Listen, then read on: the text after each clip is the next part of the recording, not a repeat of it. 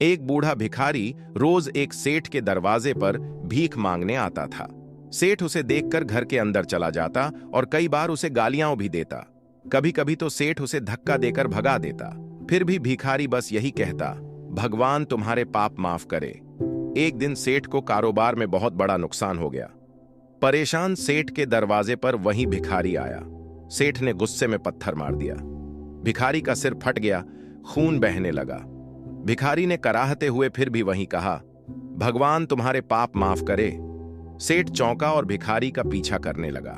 जहां जहां भिखारी गया, सेठ ने देखा कोई उसे खाना देता तो कोई उसे मारता, अपमान करता।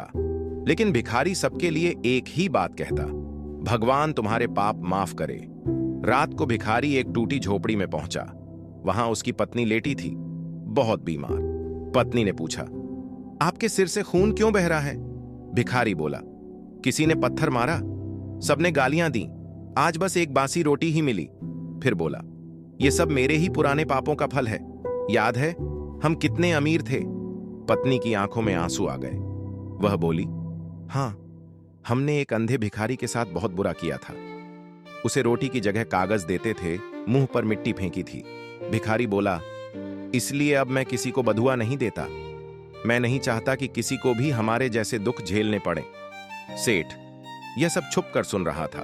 उसे अपनी गलती का एहसास हुआ। अगले दिन भिखारी फिर सेठ के दरवाजे आया।